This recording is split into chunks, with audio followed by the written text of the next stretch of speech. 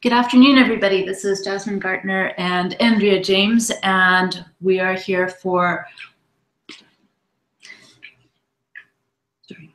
Good afternoon, everybody. This is Jasmine Gartner and Andrea James, and we're here for Nutshell webinars. Today, we're going to be talking about quantifying emotion and what are the KPIs and ROI for employee engagement. If you're not familiar with our webinar series, essentially what we do is a half-hour overview, top lines of current articles about a topic that's relevant to employee engagement or the workplace today. So let's get started. Great.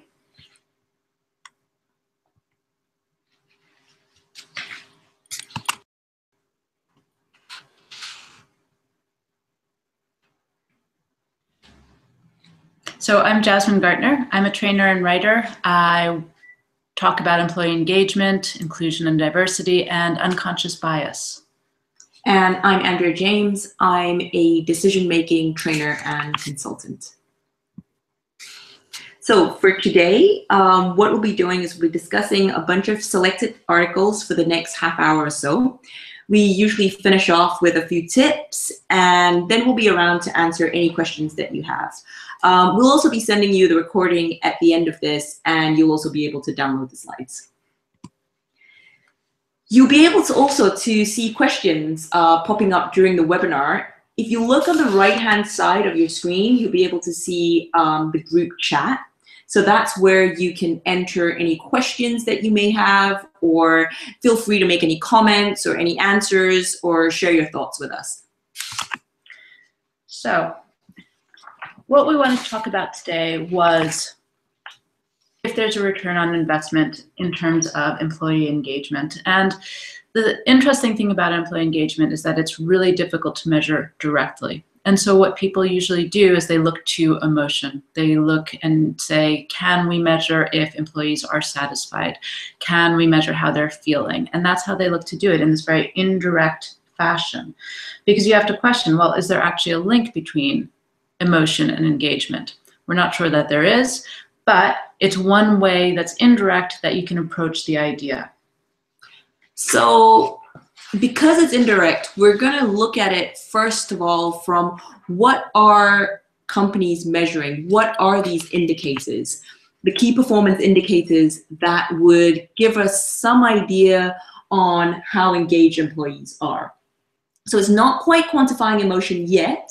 We're going to get to that, but we're going to just explore this bit first. So first question is, does your organization offer any programs to do with mentoring? Do you have any outside educational opportunities? And how much training do they provide currently?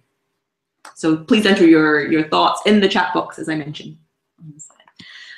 Okay, so the first article that we wanted to look at is called 3 Ways to Create a Back-to-School Culture that Drives Employee Engagement. And it's from September of this year, and it's by somebody called Rick Biabelli. And essentially what he says is that the way to measure engagement is by providing mastery, providing opportunities for people to master skills. So even if you can't measure engagement, what he suggests is that what you can measure is if people are getting better at what they do. And you can measure that by looking at where they are before training, during, and after training. So he says, provide training, because people who master skills are not only more productive, but of course they feel empowered. He also says, similar to this, that you provide mentorship programs. So on the one hand, it makes employees feel that the company's investing in them, which will engage them. But on the other hand, again, you can measure if their skills are improving.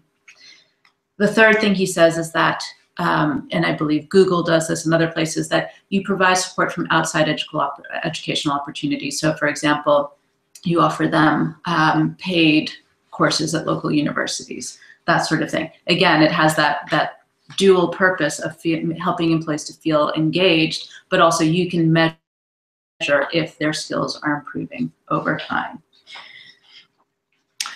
And the second thing that we're looking at is how do we get a sense of how engaged employees are without asking them, hey, are you engaged? Because that's a surefire way to get a non-meaningful answer. So with the next article that we're looking at, which is entitled A Primer on Measuring Employee Engagement, these are some of the things that they were suggesting. So how much work do you do outside of normal working hours? What is the number of networks and the time spent with the people outside your immediate team or region?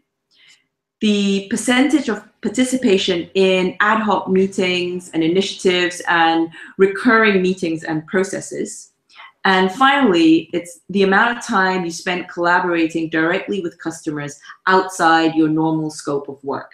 So by looking at these more concrete questions and answers, so you can it's not a subjective thing. It's how much time do you actually spend. Mm-hmm. And from that, you can make some interpretation of just how willing and happy people are to do these things. Mm-hmm.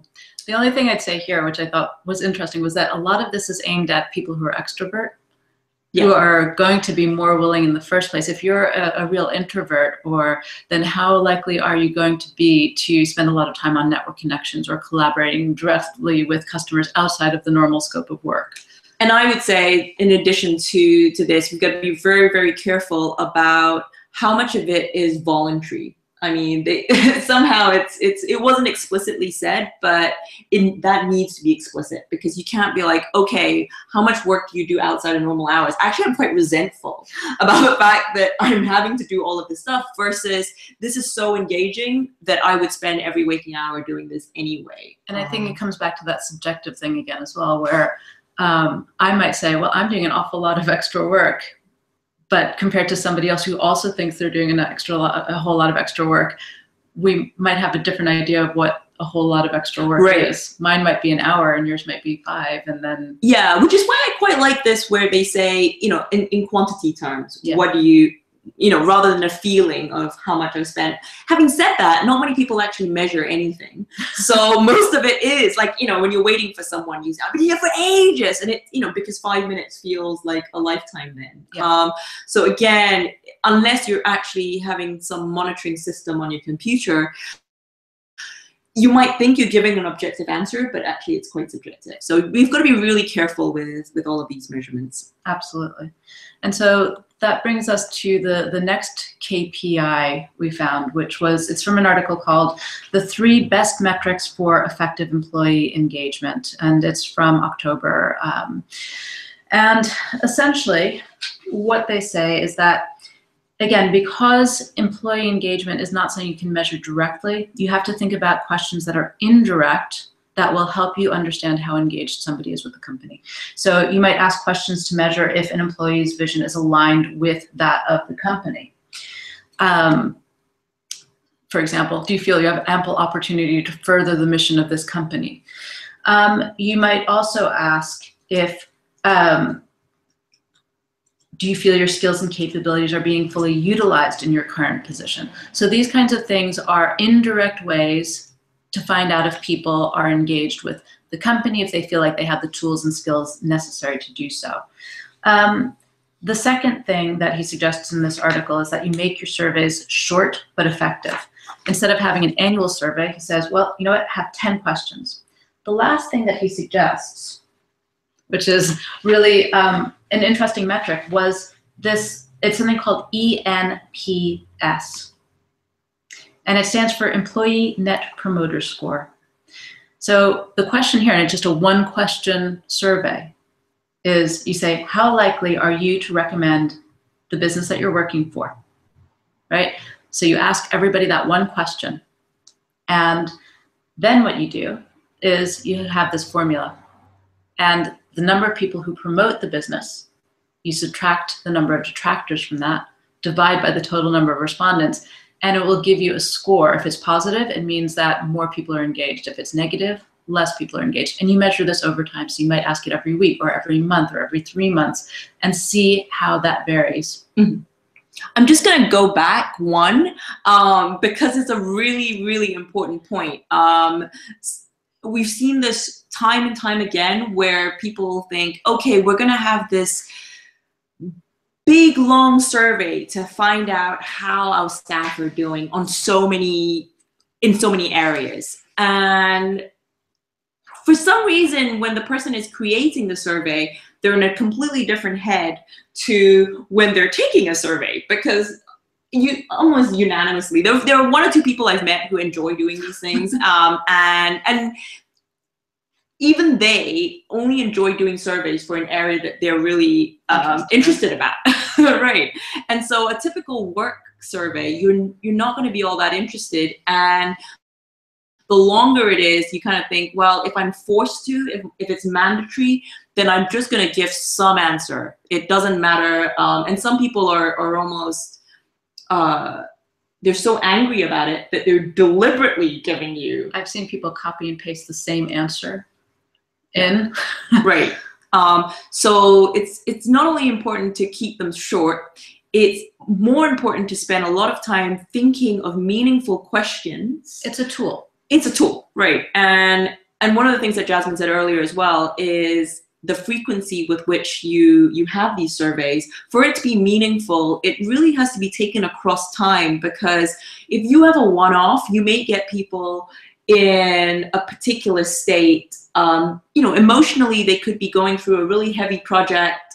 Things could be tough at that moment. So if you take a snapshot then, you get certain results. But if you were to ask periodically this exact same question, you'll get a much bigger picture of what it... Absolutely. Yeah. The point here is that you're collecting data, so use it. If you only collect it once a year, it has limited value. If you collect it every month or every time there's a change going on, then you have data that's timely and that actually is reflecting what's happening now. You can compare it to over a year, but you can also see how it's relevant now to specific things that are going on. And I know what we're saying seems really, really obvious, but we're going on about it because we've seen it time and time again with companies, despite knowing this, go ahead and do it anyway. And I was saying to Jasmine, this is one of those, it's that story that's told quite a lot about a guy's walking down the street and he sees a man, kind of loitering around a lamppost. He goes up to him and says, what are you doing? And I'm looking for my keys. He's like, did you lose them around here? And the guy's like, no, but I can see here. I was like, okay, you've sent the survey out, you've done that work, but all the stuff that you collect is not meaningful, then it's just pointless. And we can laugh at the drunk guy looking for his keys, but that's exactly what we're doing. Absolutely. When we create a big piece of work that has no meaning. And one of the companies that I've worked with is DHL, and what they have is the thing that they have at airports, so that when you get through customs and they say, how was your experience? And you can say, great, terrible, somewhere in between. They actually have a series of those that they roll around, and they'll ask, it's a pulse check, and they'll use that. So it's one question, and it really gives them an idea for that day, but they can ask again 6 months later and measure it to sort of address the problems with people's moods. Yeah. So that brings us to our next discussion point, which is, okay, so there are all these indirect KPIs. So the question is, well, what can you set up that has a measurable effect? So what kinds of things can you actually put in place now that you have your data to improve engagement and improve productivity as well at the same time?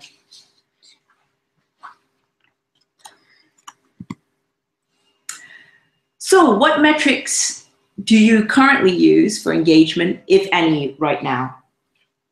Oh, I've got a question in on the previous one, which the question is, how many times is not too much and just enough to check on the pulse of an organization? Yes, you don't want to be bombarding somebody with question after question and then the employees don't take it seriously. I think it's how often are you going through change? So if you're going through a big change right now, ask more questions. And of course, this wouldn't be your only technique. So you're also doing focus groups. You're also probably going around engaging individuals, like doing a temperature check.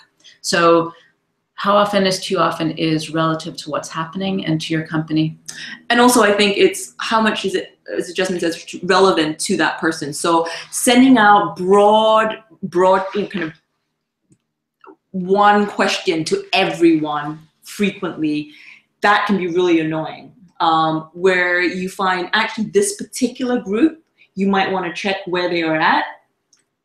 That might be more frequent during a period of change, but you can't send that out to everyone just because a small group is going through something. I think that's one of the problems that people face. Like, why are you asking me? And I think the other answer to that question would be to be honest with the people, with your employees, and say, look, we're trying to engage you, so we're going to be asking questions. You know, we're human. We might be asking you too many. We might be asking you too few. Actually, feedback to us. Just that's the answer. I always push back and say, well, ask people. Are we asking you too many questions? Are we not asking? Are we asking you the right questions? They'll know. Yeah. Okay. So the first example that we've come up with in terms of something you can put into place that will have a measurable result is something called a reciprocity ring. So this is from a Harvard Business Review article from April, actually from 2013. It's an article called "Givers Take All: The Hidden Dimension of Corporate Culture." And the basis of this article is that in any company, no matter what that company is, there is an incredibly important bit of capital, and that's knowledge. So your employees all have varying amounts of knowledge. And so what this article suggests is that this is a resource and it's something worth using. So what they suggest is that you bring together a group of employees. And of course, this depends on the size of your organization. So it might be 10 people, it might be 24 people, probably not too much more than that. And what they suggest is that each person comes to that room with a question, something that they need. It might be a resource, it might be information, it might be a technique, some form of knowledge, whatever it is. It might be advice, it might be, you know, how do I get access to something else? And in that room, you then open that up and see who can give you the resources you need. So the example, one of the examples that they give in this article is that for a pharmaceutical company, they were, one lab was completely overtaxed, and so they couldn't do work they needed to do. And they brought this to this reciprocity ring. And one of the other people from another lab said, hey, our lab is actually being underutilized. Why don't you come and use our lab as well? Yeah. And so what ended up happening was that they ended up saving something like $50,000. It was in the US that they wouldn't have had otherwise. Yeah. And another example is there was a 30 reciprocity ring participants from a professional services firm, and they estimated that they had received $261,400 worth of value and saved 1,244 hours of work time. That's an incredible amount of savings. Yeah. I mean, even if you got a fraction of that, it's so difficult to extract the knowledge just sitting there. But also that's ongoing. You know, this is year after year after year. And if you keep training your staff, like if you remember the KPI from the first one about investing in people through training, then they're going to pass that on. And so that might be one, but over years, that'll add up. Right, exactly. Okay, so this has some really hugely measurable effects, this reciprocity ring. So it increases efficiency and productivity. It facilitates the transfer and preservation of tacit knowledge. So I find this point incredibly important because when I do training, when I talk to people, what you find is, well, you have managers saying, well, I'm worried about investing in people when they're just going to leave with that knowledge. So if you start to transfer that knowledge between people, that sorts that problem out. But equally, there is so much information from one person to another that it becomes really crazy to not share that knowledge within a company. I hate to say this because I'm a trainer, but you know, it can dramatically reduce the money required for training budgets. So, you know, instead of having somebody to come in and train you on Microsoft Office, you go, who knows Microsoft Office, and they can transfer those skills. And again, it's about saving money.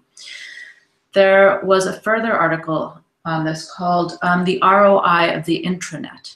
And this is from February of this year. And this is the same thing. This is using a reciprocity ring, but doing it on the intranet.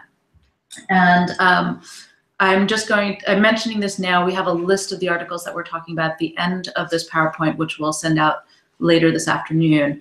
So you'll have access to it. But I just want to point out that another way to do this is to use the intranet, and that this is actually really important as well. It's a great resource for recording what's worked. So instead of everybody starting from scratch when they have a new question, they have this resource where they can go in and say, did somebody ask this question before? You know who to go and talk to get the answers, or maybe the answers are there on the intranet. So a really interesting idea as well. I have to say, I was really interested in this idea of a reciprocity ring, because it just makes so much sense. And it's also really good for building networks amongst people, so that they start connecting with each other, they start to know who each other are. It's such, again, I would say this is actually positive for people who are introverts, because it gives them a reason to interact with other people, which I think is often what we need. And also, a lot of people, you might apply for a job because that's been on your CV, but actually you've got a lot of knowledge inside of you that is not part of your day-to-day work. But if somebody asks, hey, I need help in this, you might, from your previous work or from somewhere, or just in your interest, and that's actually happened to me before, where I was working in an admin role. I just came back from traveling, and that's what I did. But actually, I had a whole pile of knowledge in other areas, and because somebody asked for help, of course, I was willing to help, and that's how they got it. If they never voiced it, that's not part of my day-to-day, so you might not have raised it. Right. So the next thing is Gallup's questions that have been going on for a little while now. And early on, we mentioned about asking questions that are a little bit more objective, a little bit more measurable, a little bit more kind of yes or no, is this the case, rather than having purely subjective, how happy are you type questions.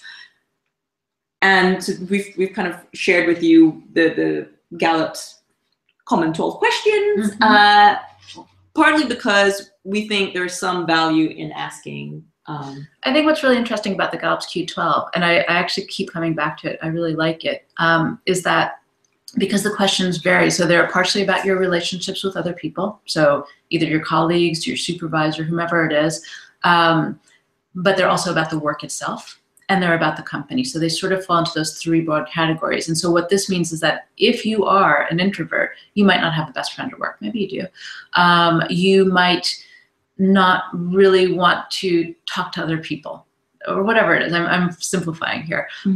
But it will measure your engagement in terms of your work, or with your relationship with your manager, or your opportunities to grow. So it gives you several different areas to measure engagement in, because I think often people think about employee engagement as this monolithic thing. Are you engaged or aren't you? And the truth is, you might be engaged with the work itself. You might be really engaged with your line manager. You might be, I mean, they always say, I think the quote always says, people leave their manager, not their workplace. So, you know, for those people where relationships are important, it'll measure it there. For those people where it's actually the work itself, it will measure it there. Where for some people, it's about what kind of work your business does, which apparently is incredibly important for millennials. Then it measures it there. So I find it a really adaptable tool. Sure. And I think for me, with a lot of surveys, it's the manner in which you interpret the answers is incredibly key to how meaningful everything is. So as Jasmine says, whether you have a best friend at work or not is not, yes, I have a best friend, therefore you're engaged. No, I don't. Being simplistic reduces the amount of meaning. And also, this is a very quick check if you've got a large group of people and you can't spend the time doing qualitative work. And that's one of the things that needs much further discussion. So when you're trying to quantify something and you're getting a snapshot, to remember that it's a snapshot. So when somebody says, I know what is expected of me at work, well, they think they might know. That's their feeling of it. Actually, they might be completely off the expectations. But businesses change. So you might know what's expected of you at work right now, but then a big change process comes on. Do you still know what's expected of you at work? So again, you have to adapt. Yeah, and you've got to probe a little bit. So when something comes up, if everything is a 0, for example, then it just flags to you that this one needs a little bit more follow-up, rather than doing a straight, this means this. I think that's really important, because I think so many people misuse these tools. I think so. And I think looking at all of these kinds of KPIs and ways to measure engagement, what we really realize is that there's a mix. You really want to make sure that you have some qualitative measuring going on, some pulse checks, and some more quantitative work going on. So this brings us to our third discussion point, which is, well, can you use technology to quantify emotion? This is the big question. I think we've seen a lot of it lately with robots at work and real robots, not people, obviously. So we had a couple of articles about this. Yeah, and I think, well, it all started when we were first discussing this, quantifying emotion. And first of all, we've got to get to the definition of emotion, because feelings and emotions are quite different. And as human beings, as animals, we do have physical feelings, and that one is pretty universal. You know, get the tingling sensations, the heart beating faster. But how we interpret those feelings, well, that has a big cultural element on top of it. So what I would define as fear, somebody else, based on the feelings that I have in my physical body, or just in total, like I label it as fear. Somebody might label it slightly differently. As excitement. Excitement. Yeah. So we got to be careful about these things. And with technology to do this, it's humans who are defining what the technology is interpreting. So by definition, it's biased. It's biased. It's biased based on the people who are constructing these technologies. So I love technology. Don't get so I'm saying this on the basis that we're not Luddites. Yeah, and I find it fascinating and really interesting to see where the world is going to. I mean, are we going to get to a point where there are cameras on us all the time? Because one of these things is, to make things meaningful, again, you need a lot of data. You can't catch me at one point in the day and say, this is how I felt the entire time. So therefore, you need a camera on me 24/7 almost to see how am I doing, in which case... How realistic is that for a business? Right. So for now, I have reservations about this. I think we're not there yet. Yeah. No, I have reservations about it as well. And the other article that we pulled up on this is from the Atlantic Monthly. And it's called Hard Feelings, Scientists Struggle to Define Emotion. And the thing that the article starts with is that the word emotion didn't actually exist in the English language until the early 17th century, when it was brought over from the French. And it was considered uncouth to have emotions. But this is an article, and it's basically about Paul Ekman, who in the 1950s came up with this series of photos that you see on the screen now, where he thought, you know what, feelings are, everybody has the same feelings all over the world. And he thought he could go to any culture, and he ended up going to Papua New Guinea to show these images to people there, and thereby prove that when they could read these, that he was right, that emotions are the same everywhere.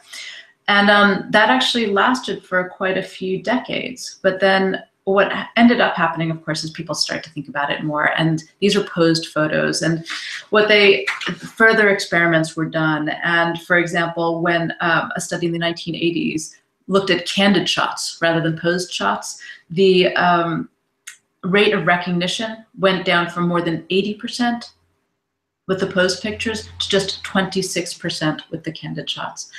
And the article goes on to point out that really, if you want to read people's emotions, you have to understand the context. Without the context, you won't be able to understand it. And not only that, but as Andrea mentioned, even though the physical feelings, we might share those, the language of emotion itself is inconsistent. So what you see as excitement, I might see as fear, even though we have the same physical reaction. And so what that means is that it doesn't matter whether technology is identifying physical traits, micro emotions, micro expressions, anything like that, because you need both the context as well as our understanding of, our interpretation of those physical reactions in order to actually get anywhere. So it actually makes the question of technology moot. Yeah, unless it's very, very sophisticated. And as I say, I think unfortunately we're not there yet. No. It's way too primitive. And I think the danger is that people put too much weight on what results they can see. And that goes back, quick fixes. Right, and that goes back to what we were saying earlier about doing the surveys and thinking that you've done a great piece of work and you can make all of these interpretations from it, and it's actually meaningless. So likewise with using technology, it looks really enticing. Wow, we've got all of this stuff that we can now make decisions about, but actually it could be, yeah, it's even worse because you're overconfident. So that's it for the articles. Now let's just do a quick take on, what exactly did we learn from all of this? Okay, so here are our takeaways. The first one is help people master new skills. This keeps coming up over and over again. It certainly didn't start with Dan Pink in his book, but it's definitely been going on. It's definitely been something that I've heard lots of people focus on. Help people master new skills. Because it's measurable and simultaneously it empowers people. The second takeaway is try out that ENPS formula. I think that's a really interesting one. Yep, part of engagement is engagement with work. It seems, again, so obvious, but yeah, overlooked sometimes. So, and again, quantifiable. Yeah. And the final one is the one that we feel is the most interesting and important of all of this. And in fact, so important that if you would like to speak to us about setting up a reciprocity ring within your organization, please do drop us a line. Because one of the things is it's a nice idea, but it's actually very difficult for a company to implement by themselves. One of the reasons is that people are reticent about asking for help, because in general, that is perceived as, oh, really? You need help with this? I thought you could handle it.